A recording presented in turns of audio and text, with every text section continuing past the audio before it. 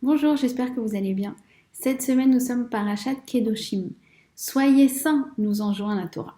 Alors, si je vous demande, à votre avis, qu'est-ce que la sainteté? Je suis sûre que vous allez me répondre, eh bien, la sainteté, c'est de se détacher du matériel, c'est de se répandre en prière, c'est de manger cachère, de mettre les tefilines. Et pourtant, la Torah va plutôt nous donner des lois ultra concrètes qui, en fait, nous concernent au quotidien. Puisqu'en fait, elle va nous donner la plupart des lois qui régissent nos relations sociales, commerciales, amicales ou encore amoureuses. En vérité, elle va nous donner des outils pour prévenir les conflits, pour faire en sorte qu'ils n'arrivent pas. Et puis également, elle va nous donner des outils pour gérer les tensions lorsque les conflits sont là, puisque vous savez que les conflits sont inévitables. C'est encore plus que ça, c'est que là où il y a de l'amour, il y a potentiel de conflit, puisque en fait, quand il y a de l'amour, eh bien, il y a des attentes, donc parfois, évidemment, il y a des déceptions, et c'est là que les tensions arrivent. Alors, quels sont les outils que la Torah va nous donner pour prévenir les conflits? Eh bien déjà, elle va nous dire par exemple, alors vous savez, il y a 51 mitzvot dans cette paracha, donc évidemment la liste que je vais vous donner n'est pas exhaustive. Mais vous allez voir que les quelques mitzvot que je vais vous donner, eh bien, vont nous donner vraiment des outils pour gérer nos relations au quotidien.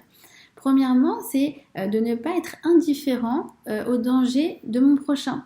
C'est-à-dire que par exemple, si je vois une personne, une amie qui emprunte la mauvaise voie, j'ai l'obligation d'aller la voir pour essayer de lui faire changer de direction si je pense vraiment que la direction dans laquelle elle se trouve n'est pas bonne pour elle et qu'elle risque de s'abîmer en chemin. Nous avons également dans cette paracha l'interdiction de mentir ou d'escroquer. D'accord, de pas essayer d'enjoliver trop les choses ou de jouer sur les mots lorsque j'essaye de vendre mon produit à mon client, ou bien encore ne pas faire preuve de mauvaise foi lorsque le client veut se faire rembourser parce que il n'est pas satisfait, donc c'est à juste titre. D'accord. Qu'est-ce qu'elle va nous donner également comme loi? Ne pas payer quelqu'un en retard. D'accord, ce qu'on appelle le travailleur journalier, c'est-à-dire par exemple la babysitter qui viendrait chez moi aujourd'hui de façon ponctuelle, ou bien quelqu'un qui viendrait faire une mission pour mon entreprise, je dois payer cette personne le jour même. Car je ne sais pas, peut-être que cette personne a besoin d'argent aujourd'hui, par exemple pour payer son loyer. Je ne peux pas retarder le paiement du travailleur journalier. Qu'est-ce que j'ai également? L'interdiction de donner conseil si je ne sais pas. D'accord? C'est en fait l'interdiction de mettre une embûche devant un aveugle. Bien, c'est-à-dire que si par exemple une amie vient me voir et me demande conseil en ce qui concerne sa relation de couple ou bien comment gérer l'éducation de ses enfants ou bien par exemple dans le domaine professionnel, eh bien si je n'ai pas les outils pour la conseiller, j'ai le devoir de ne pas me prononcer, lui dire écoute je ne sais pas, pour ton enfant il vaut peut-être mieux que tu consultes une bonne psychologue ou bien pour ce qui concerne ton entreprise il vaut mieux que tu ailles voir ton comptable, mais moi je ne peux pas me prononcer. Et franchement, si vous savez les conseilleurs ne sont pas les payeurs, si les mauvais conseilleurs s'étaient retenus de se taire, c'est vrai que ça aurait évité beaucoup de situations épineuses. Alors, on a également l'obligation de juger l'autre de façon bienveillante, c'est-à-dire accorder le bénéfice du doute. Mais en même temps, de ne pas me mettre à risque en accordant le bénéfice du doute. Je m'explique. Imaginons que quelqu'un que je connais à peine vienne me voir, me dise écoute, fais-moi un chèque en blanc, j'ai besoin d'argent. Je peux lui dire écoute, tu es sûrement quelqu'un de très bien, d'honnête, mais je ne peux pas me mettre à risque. D'accord? Ou bien encore, si la personne qui doit me ramener en voiture, je l'ai vu boire 4 verres de vin, et bien qu'elle me dise non mais c'est bon, t'inquiète pas, fais-moi confiance, moi je tiens bien le vin. Je lui dis écoute, tu tiens peut-être bien le vin, mais moi je tiens à ma vie. D'accord? Donc accorder le bénéfice du doute, tout évidemment en me protégeant. Ne pas faire de médisance. C'est également une loi de notre paracha, et également ne pas faire la tête sans donner d'explication. C'est incroyable, je vous dis, c'est vraiment paracha qui parle vraiment de notre quotidien.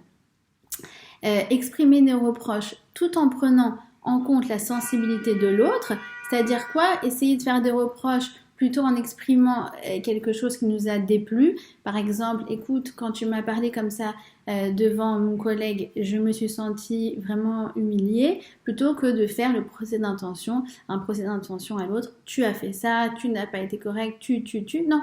Essayez de parler plutôt de ce que nous avons ressenti. Et c'est la meilleure façon finalement de prendre en compte la sensibilité de l'autre lorsque je dois faire des reproches. D'accord? Ne pas se venger. Hein, tu m'as pas invité, donc je t'invite pas. Et ne pas tenir rancœur. C'est quoi ne pas tenir rancœur? Tous les soirs, lorsqu'on va dormir, essayer de vider son cœur de toute rancœur, demander de l'aide à Akadosh Baruch Hu, lui dire Hachem, je t'en prie, enlève-moi la rancœur que j'ai dans mon cœur. Puisque lorsque en fait on pardonne à l'autre, finalement la première bénéficiaire c'est nous-mêmes, puisque du coup nous sommes soulagés de ne plus lui en vouloir. Et finalement donc la paracha va finir par la phrase la plus symbolique peut-être de notre Torah, c'est le fameux Ve'afta l'ereacha kamocha, tu aimeras ton prochain comme toi-même. Donc vous avez bien compris que cette paracha, qui est censée nous parler de Kedusha, de sainteté, en fait, nous parle de quoi? Nous parle d'amour. Puisque en fait, dans notre Torah, Kedusha et amour sont synonymes. Ah bon? Eh bien oui. Regardez. D'abord, dans le Kodesh HaKodashim, le Saint des Saints, qu'est-ce que l'on trouvait? Deux chérubins qui s'enlaçaient. Mais encore plus que ça, comment on appelle un mariage dans la Torah? Kedushin. Kiddushin, c'est des mariages. Pourquoi? Parce que le Khatan, vous savez, dans ce moment très émouvant, il va dire Areat mekudeshet li betabadzo kedat Moshe veIsraël. C'est quoi mekudeshet? C'est mekudeshet, c'est tu es distingué des autres. C'est ça qu'il lui dit quand il lui donne la bague. Et en fait, il lui dit regarde, à partir de maintenant, il y a toutes les autres femmes et il y a toi. Toi, tu es spécial. Tu es mekudeshet. Tu es sanctifié, tu es spécial, tu es distingué pour moi. Et en vérité, qu'est-ce que signifie Kedusha? Quand on regarde la paracha, qu'est-ce qu'il nous dit Rashi? Il nous dit, c'est quoi la Kedusha? C'est se tenir à l'écart de la débauche. Ah bon? C'est ça la sainteté? Regardez, c'est une définition très très moderne en vérité de la sainteté. C'est s'éloigner des relations intimes interdites, qui nous dit Rashi. C'est ce qu'on appelle la notion d'exclusivité. En vérité, en fait, dans nos relations, on doit essayer au maximum d'avoir une exclusivité, que ce soit évidemment dans le mariage, où on va avoir une relation bien évidemment exclusive avec notre khatan, mais dans toutes les relations, essayez de faire en sorte que nous ayons une exclusivité. Tu sais, avec toi, avec cet ami, avec toi, il y a quelque chose de spécial, que je n'ai avec personne d'autre. Avec nos enfants, toi, tu es spécial. Il y a tous les autres enfants et il y a toi. Mais maman, on est 4 enfants. Oui, et toi, tu es spécial. Si une mère, elle dit à ses enfants, je vous aime tous, les enfants ne sentent pas aimés, puisqu'ils se sentent aimés en mode tarif de groupe. Voilà, elle a économisé ses mots, ses compliments, elle nous aime de façon globale. Eh bien, en fait, ça ne répond pas à un besoin affectif. Plus on va distinguer l'autre, plus en vérité on va alimenter la relation d'amour et d'attachement. C'est pour ça que la Kedusha, qui nous demande de distinguer, eh bien, est intimement liée à l'amour. Puisque c'est comme ça qu'on crée des relations d'amour, en entretenant des relations exclusives, spéciales, uniques avec chacun. Vous savez, aujourd'hui, c'est Yom HaShoah. Yom HaShoah, on se souvient de la puissance du mal.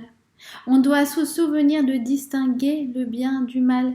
Velehavdil ben kadosh ou ben kadosh ben chol ou ben tamé ou ben taor, afin de distinguer le sacré du profane et l'impur du pur. En vérité, la Kedusha, c'est ça.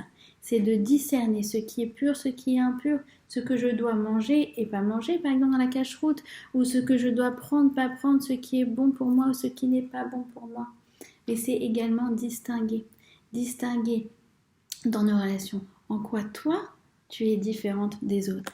Et lorsque l'on saura créer des relations à partir de cette unicité, de cette exclusivité, eh bien c'est sûr que on aura des relations qui seront empreintes de shalom. Je vous souhaite un Shabbat Shalom.